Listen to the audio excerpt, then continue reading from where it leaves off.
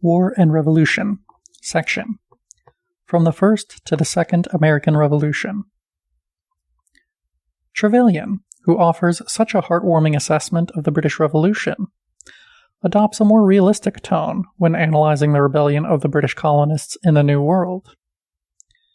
At the start of their estrangement from the mother country, the American revolutionaries did not hesitate to terrorize or expel their opponents. Once the separation of the colonies had been achieved, the United Kingdom Loyalists were compelled to flee en masse from the intolerance and injustice of the Victorian Republicans of the United States, who made life impossible for their late political opponents after the War of Independence.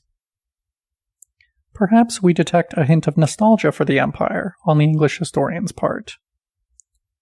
Yet this picture has the merit of rendering the conventional image of the American Revolution, based on repression of the bitter Civil War that occurred, all the more problematic.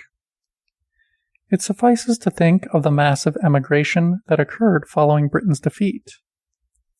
More than 60,000 refugees moved to Canada and the Maritime Provinces. Thousands more emigrated to the West Indies, while a crowd of wretches poured into England. Quote, "There will scarcely be a village in England without some American dust." End quote. An American historian to whom we've already referred, Palmer, has ventured a comparison with the French Revolution. Quote, "There are about 2.5 million people in America in 1776, of whom a fifth were slaves. There were about 25 million people in France at the time of the French Revolution.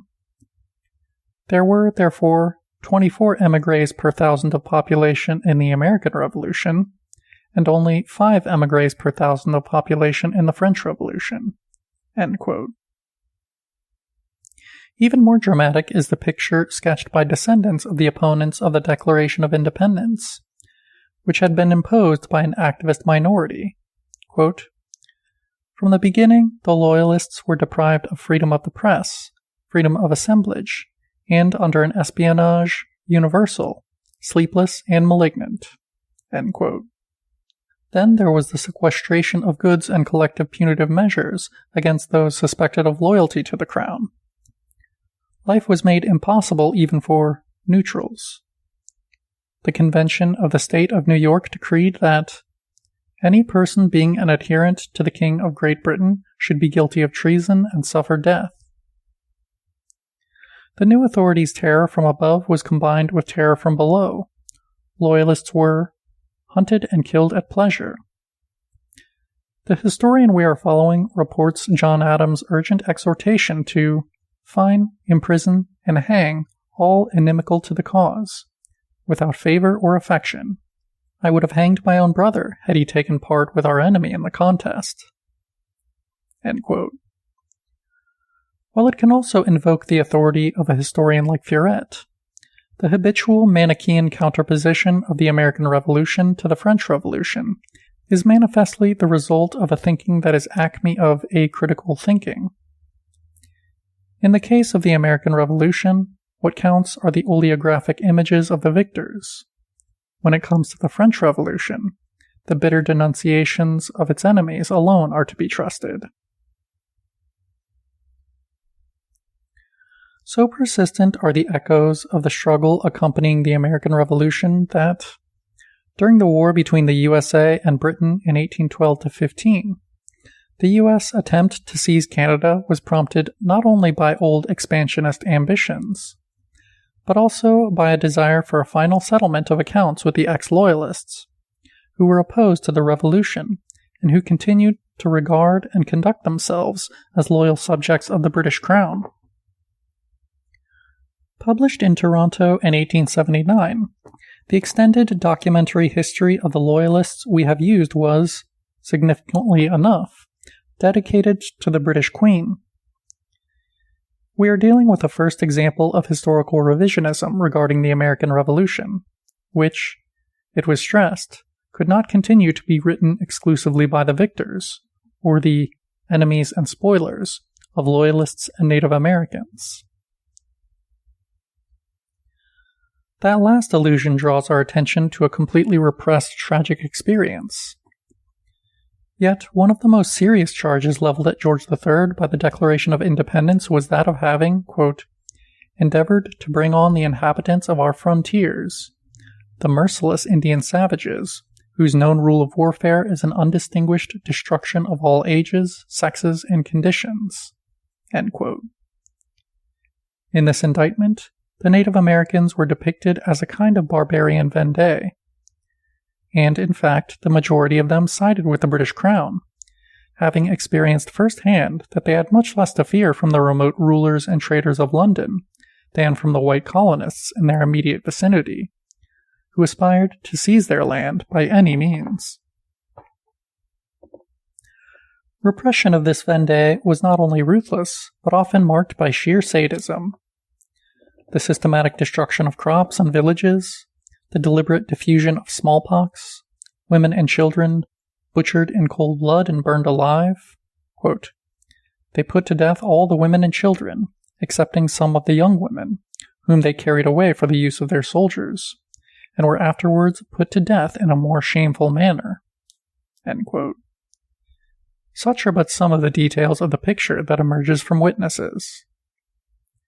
It is a picture that casts a dark shadow over Washington, Jefferson, and the Founding Fathers in general, who were directly involved in the exterminatory crusade.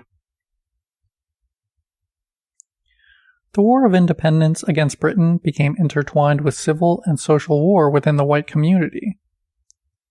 Historians from various countries, and of different political and ethical persuasions, agree that what rendered the anti-British struggle, beginning of long quote, longer and often cruel was the civil war between the Americans themselves, a section of whom adopted the royalist cause rather than the revolutionary one.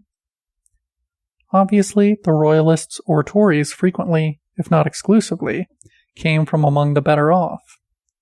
It was not unusual for the struggle between the two sides also to take on the features of social conflict. End of long quote. The Loyalist property owners became the targets of a policy of asset seizure and property redistribution on a massive scale. Judging from the compensation subsequently paid out to those affected, quote, Revolutionary France, 10 times as large as Revolutionary America, confiscated only 12 times as much property from its émigrés. The difference, even allowing for margins of error, is less great than is commonly supposed. End quote. But let us move on to the second stage of the Democratic Revolution. As we have seen, Furet emphasizes that the Constitution promulgated at Philadelphia has lasted to this day and become the sacred ark of American citizenship. Alas, the introduction of a handful of amendments required an extremely bloody civil war, with a casualty figure higher than that suffered by the USA in the 2 world wars put together. In the wake of the Civil War and the state of emergency, terror even made its appearance across the Atlantic. It is enough to read some democratic, i.e. pro-slavery, pamphlets of the time to appreciate the vigor of the condemnation of Lincoln's Jacobin methods. He was denounced for having imposed military government and military commissions, and for having interpreted the word law as the will of the president and habeas corpus as the power of the president to imprison whom he pleases, as long as he pleases. During the Civil War, the Union was compelled to employ an iron fist not only against the secessionist South, but also internally. When compulsory conscription was introduced in the North, the mass of poor immigrants of New York, especially the Irish, rebelled. An army corps marched on the city to put down the revolt.